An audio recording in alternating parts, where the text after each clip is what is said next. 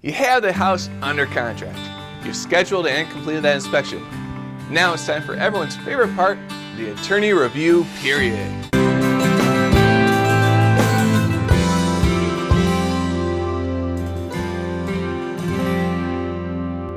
Come on in and have a seat. I'm Ben Weaver, Illinois attorney and founder of 23 Legal. I provide personal, practical, and professional legal service by guiding clients through the process of buying and selling a home throughout Chicago and its suburbs. And today, we'll walk you through that daunting attorney review period. So what is attorney review? Well, it's a 5 business day period after the date of acceptance that gives both the buyers and sellers attorneys the right to make some slight modifications to the contract in order to meet their clients' needs. After the initial 5 business days given to raise any issues, the contract then encourages the buyer and seller to negotiate those issues for another 5 business days. All in all, the contract encourages the parties to wrap up attorney review within 10 business days or 2 weeks after the seller signs that contract. The attorney review terms are spelled out in paragraph 10 of that Illinois multi-board residential real estate contract. Well, why do we need attorney review? The contract that the parties fill out with their realtors is a form contract and usually needs some tweaking to fit the specific needs of the transaction. So let's look at the first thing we as attorneys consider. Do we approve that contract without any modifications? Well, there could very well be a situation where the contract is so good, it's good to go as written, and that's great. It makes the entire review period simple and quick.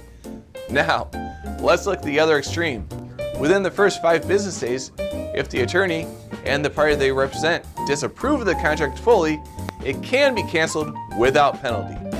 The earnest money is returned to the buyer, and both parties move on their separate ways. Now, there's an important caveat to note when it comes to contract cancellation. It cannot be canceled solely because of the purchase price. This protects both parties from the other side getting buyer's or seller's remorse and just deciding not to honor the contract because they don't like the financial terms they agreed to. It's still a legally binding contract, and purchase price is not a term that can be used to cancel. Alright, so let's look at where the real work comes in, and that's in those gray areas between the extremes of accepting the contract as a whole or canceling outright without negotiation. These come in the form of contract modifications and contract suggestions. Let's first look at the modifications. Not to get too technical, but if modifications are agreed to by both parties, then the contract continues as normal.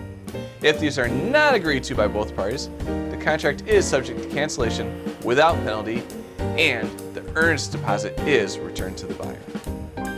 Aside from modifications to the contract, an attorney can also propose flexible suggestions to the contract.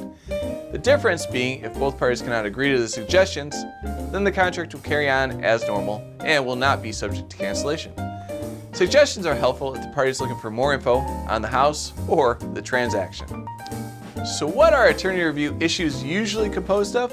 Well, the most common ones we go over with the other side attorney are tax credits, which is calculated so it takes into account an increased assessed value or some changes to the homeowners or senior citizen exemption. We also discuss HOA and association bylaws, rules, and of course, special assessments, if they apply in that specific contract. We can also look into any insurance claims in the house that may not have been known to the buyer before signing that contract, as well as any new disclosure issues that may not have been previously mentioned in the initial disclosure report. So how long does all this take? Well, as we previously mentioned, it takes 10 business days from the acceptance date. But that can be extended if both parties cannot reach a full agreement at that point and would like to continue the negotiations in hopes of reaching a full agreement. Keep in mind that the attorney review contingency is separate from the inspection contingency. The attorney review period is usually concluded before the inspection issues are agreed to. So that's the nitty-gritty of attorney review. We've done videos on inspection process and negotiating inspection issues before, so click on the card in the corner if you'd like to learn more about it. Leave a comment if you have any questions about the difference between attorney review and inspection negotiations. We'd love to talk you through them.